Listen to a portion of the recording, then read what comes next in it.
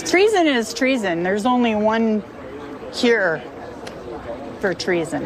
And what is that? Being put to death. Treason's treason, and we used to execute or imprison people for it. And all the treasonous actions I see now in this day and age is just thrown underneath the rug. I know Trump's feelings about Mark Milley, and I agree.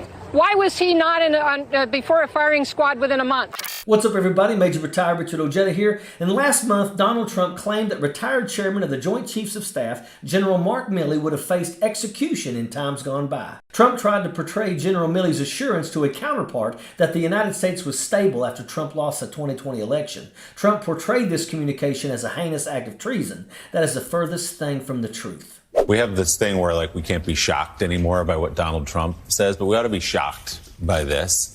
And over the last 8.5 years, he has said things repeatedly about the military, disparaging the military, showing he has no understanding or respect for the sacrifice of military veterans or those lost, the families, Gold Star families who've lost someone. Donald Trump was full of defiance over the weekend, too. He spewed his usual garbage propaganda to an Iowa crowd. His brain-dead supporters cheered his execution threats against Milley as well. A few Trump supporters were asked for their opinion on the Trump statement. Without question, they stood behind their orange Lord and Savior. One jackaloon asked, why was Milley not put before a firing squad? And others repeated the phrase, treason is treason. One brain-dead cult member stated that there's only one cure for treason, and that's being put to death. General Milley responded to the controversy on CBS's Norah O'Donnell in a 60-minute clip. The two discussed Donald's inflammatory and insightful comments, and General Milley didn't hold back. Donald Trump turned the Oval Office into a three-ring circus, and world leaders questioned if America was collapsing. Milley gave an assurance to a Chinese counterpart that everything was still under control. Trump was unhappy about the comment that Milley made. The humiliation didn't stop there. General Milley explained that the military's role was to defend the U.S. Constitution, not individuals. During General Milley's retirement speech, he asserted that the United States military was unique. We do not take an oath to a country, a tribe, or a religion. Milley went on to say that we do not take an oath to a king or a queen, to a tyrant or dictator, and we don't take an oath to a wannabe dictator. We don't take an oath to a country. We don't take an oath to a tribe. We don't take an oath to a religion.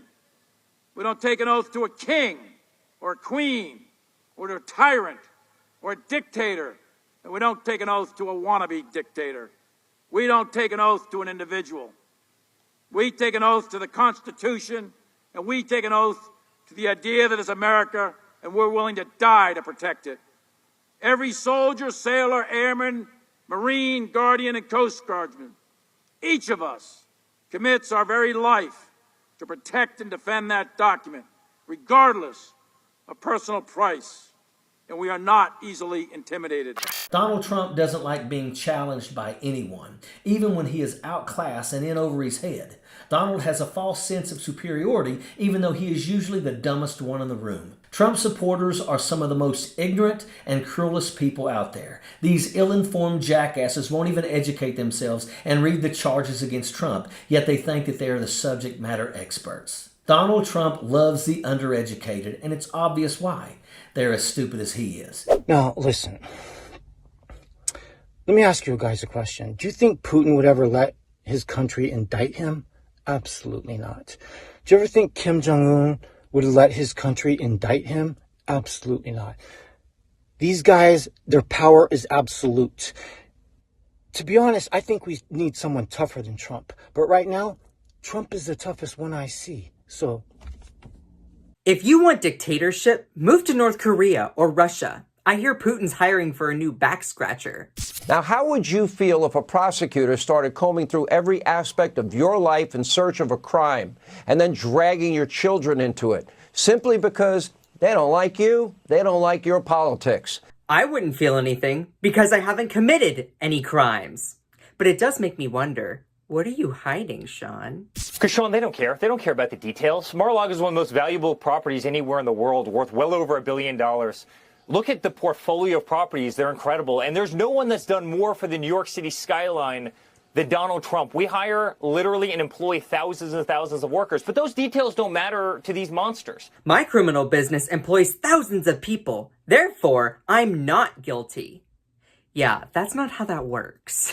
Anybody that does business in New York State is crazy.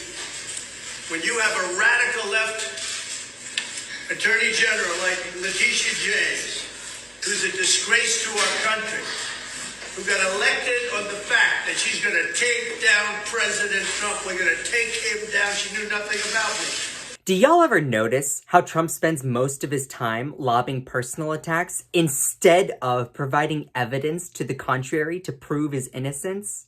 Or if he's not lobbing personal attacks, he's providing allegations that are so easily debunked.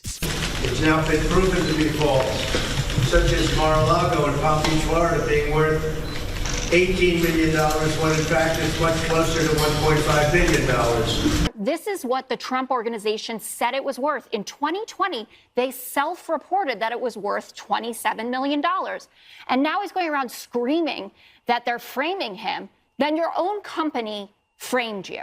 But the biggest part of Trump's business fraud case is that he lied about the size of his properties in order to inflate their value to gain financial advantages and loans. Tell me, if you lie about the size of your house, saying that it's 3 times that size, and then monetarily inflate your assets, your house, to being that value, wouldn't that be committing fraud?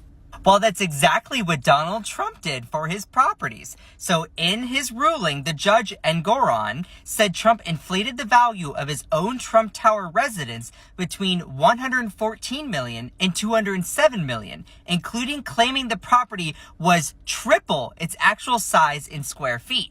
And Trump constantly whines and cries about being held accountable. Who does this guy think he is? A dictator or something? Well, the moron in the beginning certainly thinks so, along with a lot of MAGA. Look, if you or I lied and did the exact same thing Trump did, we would go to prison, and rightfully so. What makes Trump any different? The Bible always warned us of a false prophet, and that is spelled Trump. America will not become a dictatorship, and nobody in this country is above the law.